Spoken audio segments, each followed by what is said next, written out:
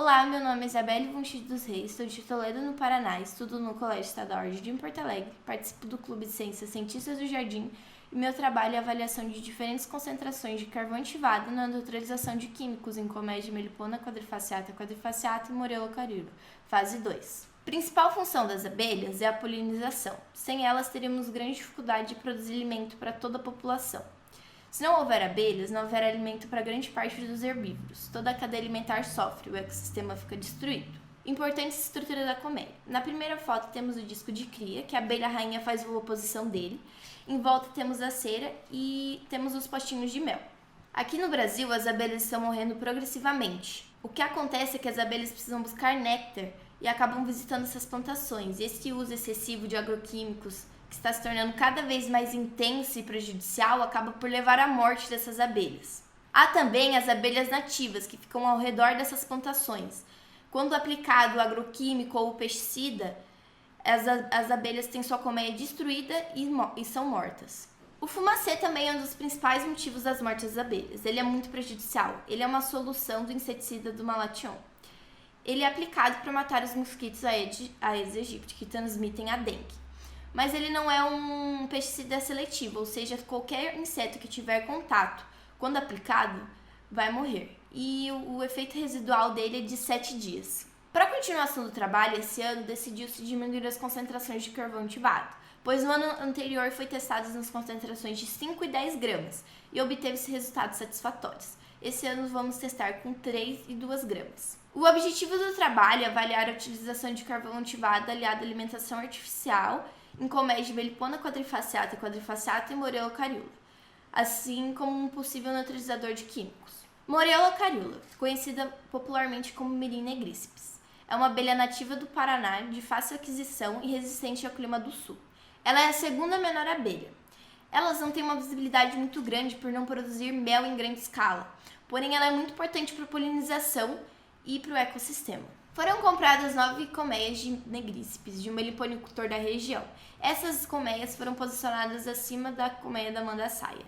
A mandaçaia foi posta ano passado com um suporte de metal na parede e cada colmeia tem uma distância de 2 metros. Para o preparo do controle é utilizado 100 gramas de açúcar e 100 ml de água, colocado em um becker levado ao fogo por cerca de 30 minutos. Com a ajuda de um funil é colocado nas garrafinhas e colocado para as mandaçaias. Já para mirim negríceps é utilizado uma tampinha de garrafa com sombrite e com a ajuda de uma pipeta de pasteira colocado para as abelhas. No T2, a cada 100 ml é utilizado 2 gramas de carvão ativado. Primeiro, esse carvão ativado é pesado, uma balança de precisão. Após isso, colocado 100 ml de água em um becker e colocado o carvão ativado.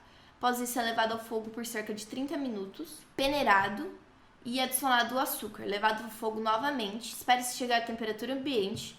Com a ajuda de um funil é colocado nas garrafas PET para as abelhas e para negríceps é utilizado uma tampinha de garrafa PET com um sombrite e com a ajuda de uma pipeta de pasteur é colocado para as abelhas. No T3, a cada 100 ml é adicionado 3 gramas de carvão ativado e é o mesmo processo do T2.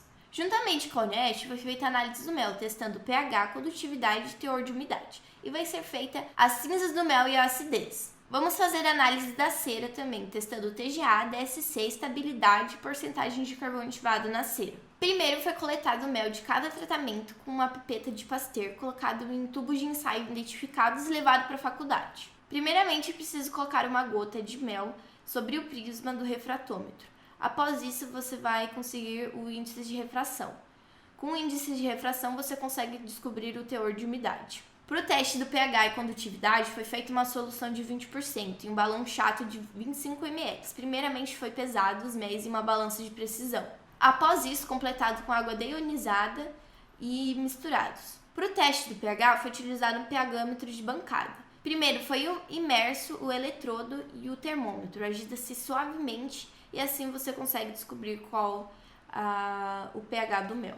Para o teste do pH, obteve-se resultados satisfatórios, pois não houve uma diferença significativa entre o controle e os tratamentos que se utiliza carvão ativado na alimentação. Alves Rogério Marcos de Oliveira obteve um resultado próximo do meu. O pH que ele obteve dos méis da mandaçaia foi de 3,16 e 3,54.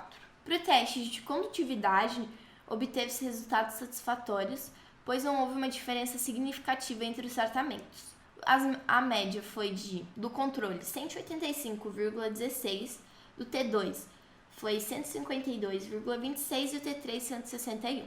Apesar de não ser exigida pela legislação brasileira, a condutividade elétrica é um bom padrão para a botânica do mel. Para a condutividade, não há valores especificados nas normas vigentes e nem para méis de abelhas sem ferrão.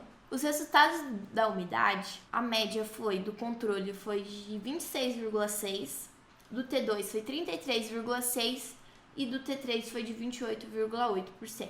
Pela instrução normativa do Ministério da Agricultura e do Abastecimento, o teor máximo permitido é de 20%. Contudo, esse regulamento é para abelhas melíferas, não existe um regulamento para abelhas sem ferrão, os meliponinos. Anacleto Daniela de Almeida obteve resultados próximos ao meu, variando de 23% a 32% a umidade.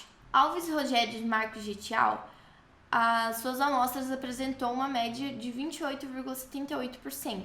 Os resultados que obtemos da análise do mel, que foi o pH, condutividade e teor de umidade, foram satisfatórios.